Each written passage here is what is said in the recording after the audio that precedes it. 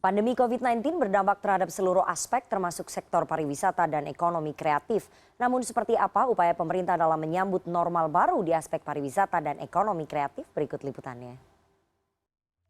Pandemi COVID, virus corona yang terjadi di seluruh dunia saat ini, menyadarkan kita akan pentingnya penerapan kedisiplinan dalam aspek kebersihan, kesehatan, dan keselamatan yang membuat kita harus siap menghadapi kenormalan baru. Sektor pariwisata paling terkena dampak pandemi COVID-19. Pemulihan kembali sektor ini juga diyakini akan memakan waktu yang cukup lama di tengah ketidakpastian kapan pandemi berakhir. Deputi Bidang Pengembangan Pemasaran 2 Kemenparekraf, Nia Niscaya mengatakan jumlah wisatawan di Indonesia turun 80% akibat pandemi COVID-19. Pemulihan sektor pariwisata dan ekonomi kreatif rencananya akan dilakukan secara bertahap dan tetap menerapkan protokol kesehatan untuk pencegahan penyebaran COVID-19. Kalau dilihat dari siklus dampak ya, pariwisata adalah yang paling terdampak dan paling lama recovery-nya ya. Karena kan rohnya, DNA-nya pariwisata itu kan movement, pergerakan. Ketika orang tidak boleh gerak, itu kan ya udah pasti mati gitu kan otomatis. Dari sisi hotel, itu kan hampir semua hotel tutup ya. Otomatis tuh nggak cuma hotel, kalau udah bicara hotel kan berarti restorannya. Kalau udah bicara restoran, suppliernya. Kayak bahkan ke pertanian juga sampai seperti itu.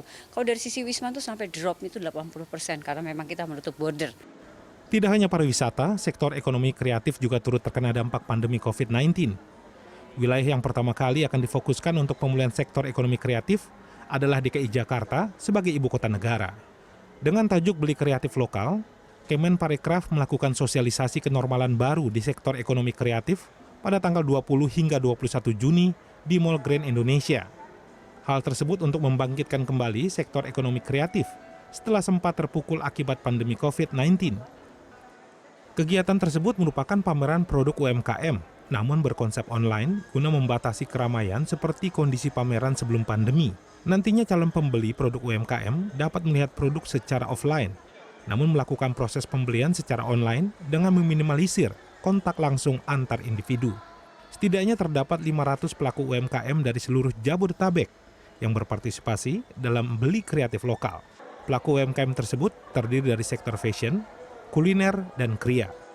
Produk-produk kreatif, kami kan punya program Beli Kreatif Lokal nih di bawah payung besar Bangga Buatan Indonesia. Di situ ada showcase produk kreatif lokal, tapi ketika mau membelinya itu masuklah ke online di kemenparekraf.go.id atau di platform mitra. Jadi kita bermitra dengan 5 e-commerce dan 3 online transportasi dan juga jasa hukum. Itu untuk mengajari UMKM bagaimana mendaftarkan produknya, bagaimana melindungi hak kekayaan intelektualnya, seperti itu. Jadi offline di GI tapi rame-ramenya di online platform. Untuk menanggulangi pandemi COVID-19, tentu membutuhkan kebijakan strategis serta kesadaran kolektif dari masyarakat. Karena kondisi kenormalan baru akan menentukan kepercayaan dunia terhadap Indonesia di masa mendatang. Tim Liputan CNN Indonesia, Jakarta.